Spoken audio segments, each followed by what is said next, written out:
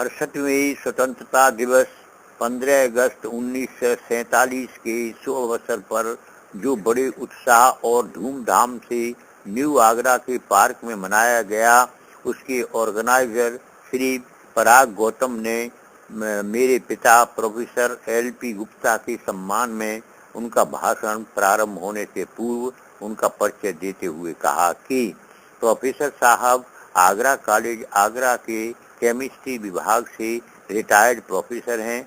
आप कई संस्थाओं के अध्यक्ष हैं, कई विद्यालयों एवं मातृवंश शिक्षा परिषद के प्रधान एवं मातृवंश महासभा के उच्च पदों पर रह चुके हैं और हैं, जिसके कारण परिषद के अंतर्गत स्कूलों एवं कॉलेजों के सभी सांस्कृतिक अन्य तथा अन्य कार्यक्रमों और उत्सवों में तथा महासभा के कार्यक्रमों में शामिल होते हैं। वे इस पार्क के सामने विभव अपार्टमेंट में रहते हैं। आप बड़े वृद्ध हैं, समाज से सेवी हैं, परिश्रमी हैं। पार्क की सुंदरीकरण और उसके प्रबंध में आपका बड़ा योगदान है। मैं उन्हें नमन करता हूं और आग्रह करता हूं कि इस आज़ादी से जो हमें बड़ी कठिनाई से प्राप्त हुई है, हमें उनकी आँखों से देखे दृश्य से हमको अवगत कराएं। धन्यवाद। पराग गौतम।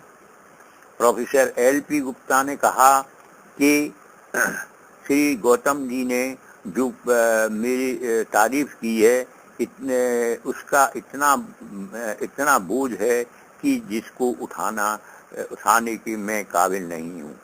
फिर भी ये आज़ादी हमें अनेकों त्यागों के उपरांत प्राप्त हुई है। अनेकों शहीदों ने हंसते हंसते सूली पर चढ़कर अपने को कुर्बान कर दिया। इस अवसर पर हमें उन्हें नमन करना चाहिए। आंदोलन के समय आंखों देखा दृश्य। स्वतंत्रता दिवस के शुभ अवसर पर प्रोफेसर गुप्ता का वक्तव्य। इस प्रार्थना ओम भूर्भुवस्सुः तत्सवितुर्वरेण्यं भर्गो देवस्य धीमहि धियो यो नः प्रचोदयात्। उस प्राण स्वरूप, दुख साक्षक, सुख स्वरूप, श्रेष्ठ, तेजस्वी, पापनाशक, देव स्वरूप परमात्मा को हम अपने अंतर आत्मा में धारण करें। वह परमात्मा हमारी बुद्धि को सन्मार्ग में प्रेरित करें। आंदोलन के समय आंखों देखा दृश्य। पूर्व के वह दिन मुझे याद हैं जब देश भर में आज़ादी के आंदोलन चल रहे थे। सन 1942 के भारत छोड़ो आंदोलन में मैं आगरा कॉलेज में पढ़ रहा था। मेरी उम्र लगभग 20 वर्ष की थी और कॉलेज के बाहर सड़क पर जब आज़ादी के दीवाने अपने हाथों में तिरंगा झंडा लिए, झंडा ऊंचा रहे हमारा, इनकलाब जिंदाबाद, वंदे मातरम, अंग्रेजों भारत छोड़ो आदि नारे लगाते चलते थे, तो मैं भी अपने साथियों के साथ उसमें शामिल हो जाता था। घुड़सवारों की लाठी की बौछार के समय हम हॉस्टल में चले जाते थे। इसमें घुसने की किसी को आज्ञा नहीं थी। फिर भी हम एक दो डंडे जरूर पड़ जाते थे। अंततः 15 अगस्त सन 1947 को हमारा देश स्वतंत्र हुआ। संपूर्ण देशवासियों ने बड़े उत्साह एवं धूमधाम के साथ स्वतंत्रता दिवस मनाया। उस समय दिवाली जैसी जगमगाहट थी। इसको देखने के लिए हम अपने अधिकारियों के साथ, अपने साथियों के साथ दिल्ली पहुंचे तो देखते हैं कि दिल्ली दुल्हन की तरह सज रही है। संपूर्ण दिल्ली में रोशनी की जगमगाहट है। मैं ऐसा जान पड़ता था मानो आकाश की चांदनी उतर करके यहीं आ गई हो। जगमगाहट दीपकों की थी। बापू की हत्या सन 48 में प्रातःकाल ही इस प्रार्थना के समय जब महात्मा गांधी जी प्रार्थना स्थल को जा रहे थे, तभी नाथूराम गौडसे ने गोली मारकर उनकी हत्या कर दी। बापू राम राम करते हुए जमीन पर गिर गए।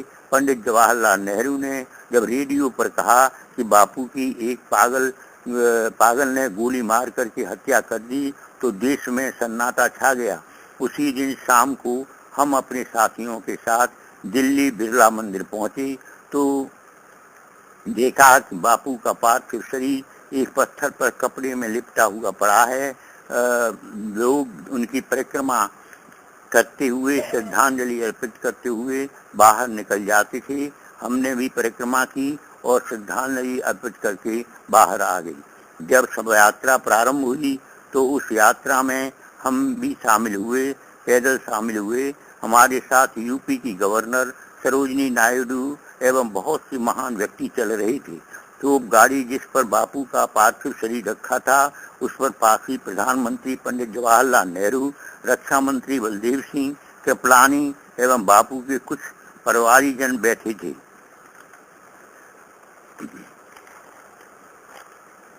जहाजों से फूलों की वर्षा हो रही थी।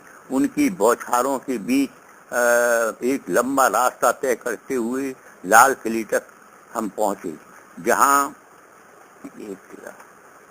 जहां बड़ी भीड़ थी। बापू की सबको अंतिम श्रद्धांजलि के साथ अग्नि को की तोपों के बीच समर्पित कर दिया गया।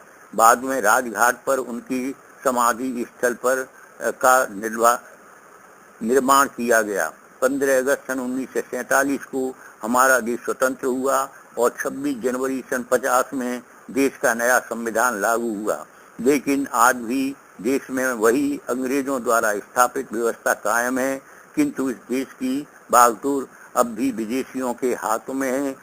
अंतर केवल इतना है कि पहले ये देश गोरे अंग्रेजों के हाथ में था, अब ये देश जो है काले अंग्रेजों के हाथ में है।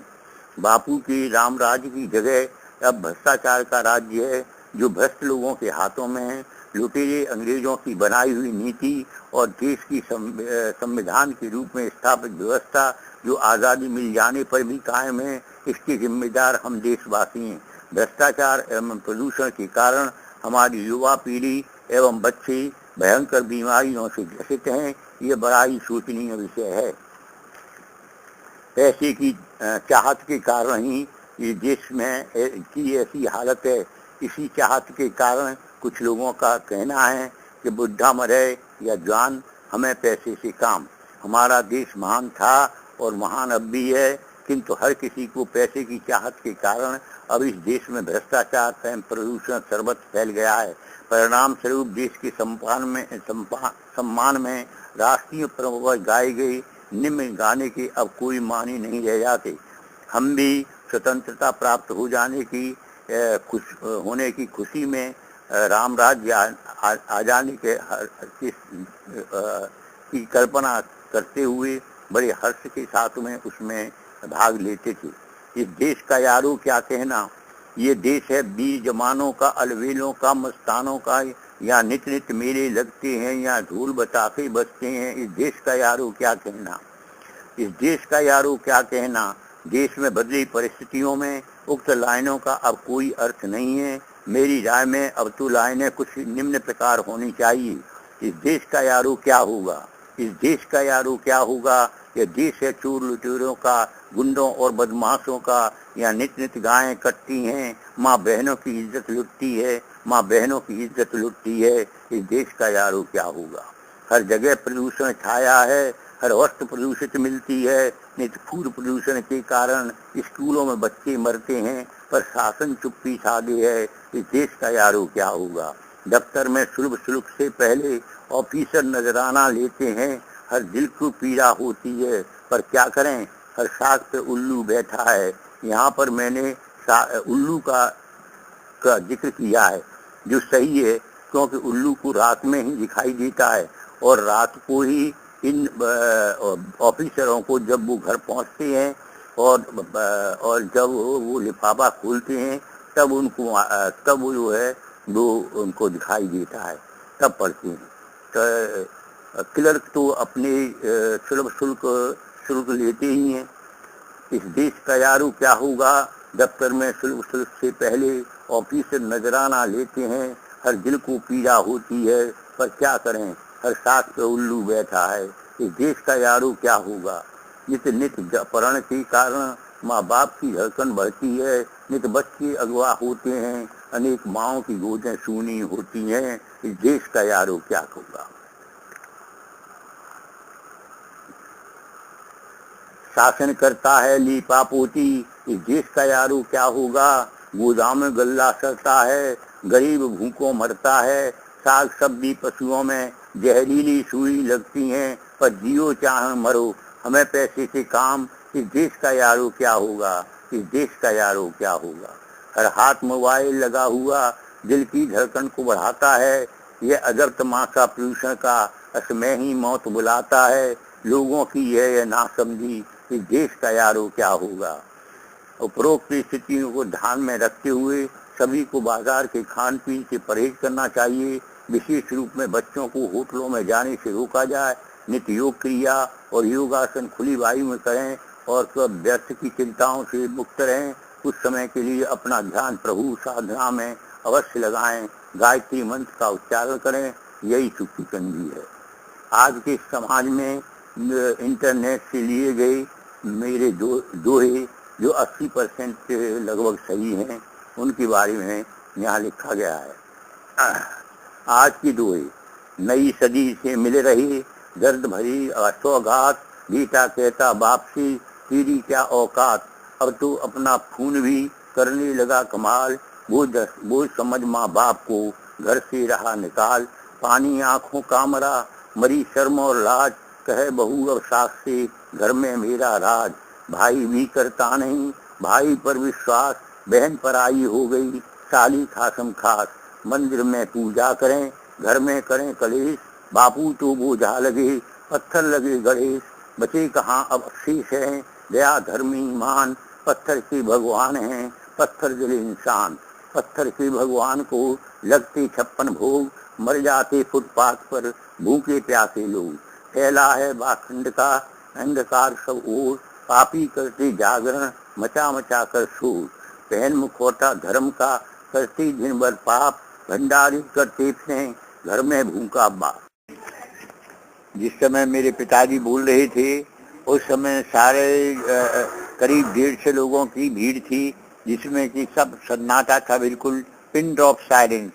और वो बड़े ध्यान पूर्वक ये सुन रहे थे। और उस समय जो है सभी लोग बड़े तारीफ कर रहे थे, तालियां बजा रहे थे। ये सारा कार्य हुआ उस समय। अब मैं उनको सभी ने धन्यवाद दिया और उनको जो है नाश्ता वास्ता कराया। बस खत्म।